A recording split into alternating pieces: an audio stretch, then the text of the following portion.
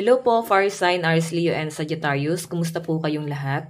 Okay, so Fire Sign, maraming salamat po sa walang sawang pagsubaybay sa ating mga reading. And kung ikaw ay bago pa lang sa ating channel, mag-subscribe na po kayo and i-click mo na rin yung ating notification bell para lagi kang updated sa ating mga bagong upload. Okay, then sa mga interesado pala sa ating private reading, iiwan ko na lang po yung link ng aking Facebook sa atin pong description box below, or pwede niyo ako guys i-direct message sa akin pong Facebook. Okay?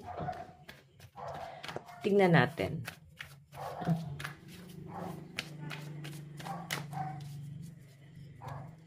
Gabay kapalaran po ni Fire Sign, Aries, Leo, Sagittarius.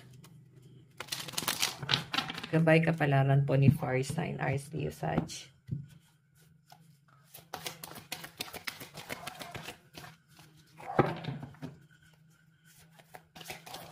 Oops.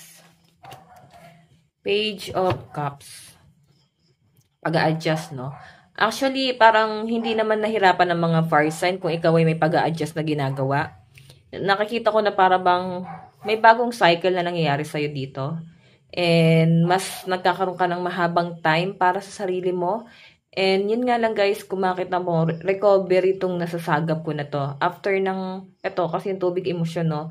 After ng malalim, no, or parang grabing struggle na nangyari sa inyo, fire sign, ang pinapakita sa akin dito, nakatapa ka na sa patag, so nandyan ka na sa maayos, parang ang sinasabi dyan na parang kailangan ayusin mo na. Okay? Tignan pa natin. Aries, Leo, and Sag. Collaboration to guys. So, nakikita ko na parang kahit papano, nagkakaroon ka ng time sa sarili mo, mararamdaman mo na may mga tumutulong sa'yo. Nararamdaman mo yung collaboration, nararamdaman mo na kahit papano, hindi ka ganun kapagod. Kasi Page of Cups.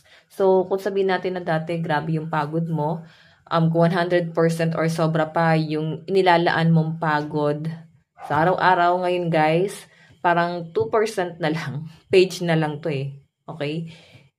Meron ka ng mahabang pahinga. Okay, ito, may mga makakatuwang ka na.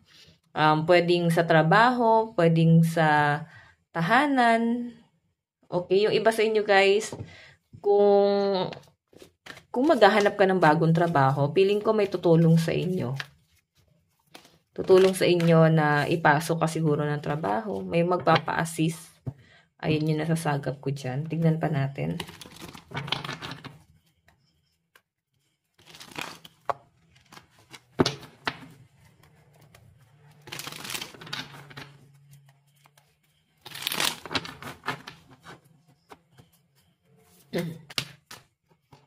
Okay. So, meron tayong Hangman. Conflict.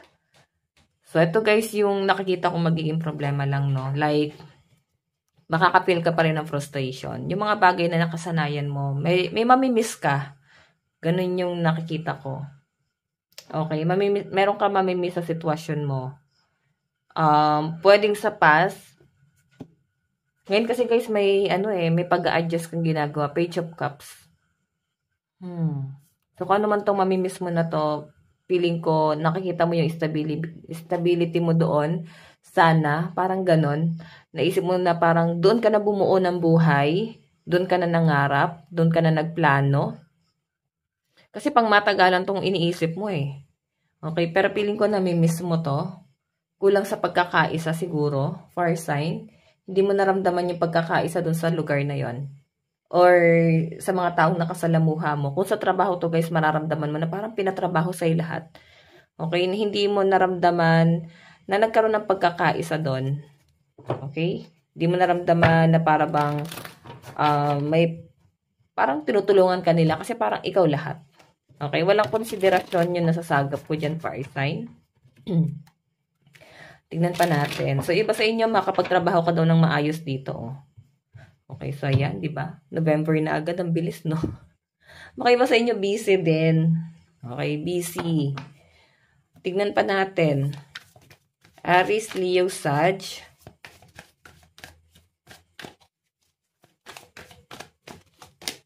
Meron tayong, ayan, mag-iingat ka, no? Pwedeng mapagtatanto ng mga fire sign na parang napagnakawan ka, nautakan ka, pinagkaisahan ka. Mararamdaman mo na parang ginamit ka lalo sa pera. Okay, siguro nandun sa point na pakikipagkapwa-tao talaga yung hangad mo. Pero hindi yun yung nangyari. Okay, parang ikaw lang pala yung nakipagkapwa-tao dito. Pero okay na rin na person na nakalis ka na doon sa sitwasyon na yan, no? Kasi kung magtatagal ka pa rito, magpapatuloy na ganito yung sistema mo. Okay? Kung sa trabaho to guys, kung magtatagal ka pa dun sa company na yan, patuloy na ganito yung gagawin sa'yo. Inuutakan ka ng boss mo, ginagamit ka ng boss mo. Like parang ka nagtatrabaho ng libre. Okay? Nagtatrabaho ka na parang hindi ka binabayaran or pwedeng sobra-sobra sa oras. Okay? Pwedeng matagal ka na dyan sa career mo na yan. Pero may nangyayari siguro guys na problema talaga. Okay? Siguro nagkakaroon din ng realization ng mga fire sign. Pero sobrang basic ng mga nare-realize mo dito, fire sign, no? Isipin mo pa rin na kailangan mag-save ka ng pera. Baka hindi ka nagiging wise. Aries, Leo, Sagittarius. Okay? May mga fire sign dito. Siguro, ang bilis lumabas ng pera mo. Nag-iisip ka siguro dito kung paano mo papalalaguin yung finances mo. Paano ka maging stable. Ayan. Tignan pa natin, guys.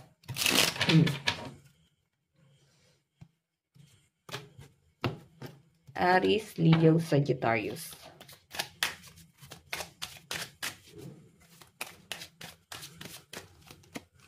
Meron tayong 10 of Wands.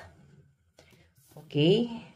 Page of Cups, patungkol to sa family. 10 of Wands, family pa rin. Nag-overthink. Iba sa inyo guys, nahihirapan yung loob mo. Pero sa nakikita ko naman guys, parang ang bilis mong na-release yung negativity na na-absorb mo. Okay, ngayon kasi, parang bagong cycle sa'yo itong nangyayari. Pwedeng aral na din. Tingnan pa natin.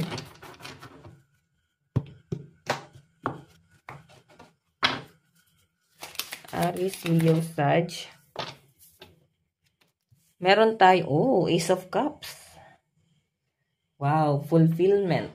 So, talagang may mga taong gustong tumulong sa mga fire sign nang walang hinihinging kapalit. Okay, kundi parang pagkakawang gawa lang talaga yung hinihiling nila. What I mean, pagkakawang gawa lang talaga yung gusto nila and yung hinihiling lang siguro talaga nila guys is yung presensya mo lang. Ganon. Okay, so napakaganda nito nakakita ko sa mga fire sign, pwedeng sa mga susunod na mga araw, magpapahinga ka. Okay, kasi after ng pahinga na to, tambak ng trabaho yung nakikita ko sa inyo. As in, halos wala kang magiging time para sa sarili mo. Matatambakan ka ng trabaho ito, kaya siguro may collaboration dun. Kasi parang darating ka sa point na parang kailangan mo na ng tulong. Okay, tingnan pa natin.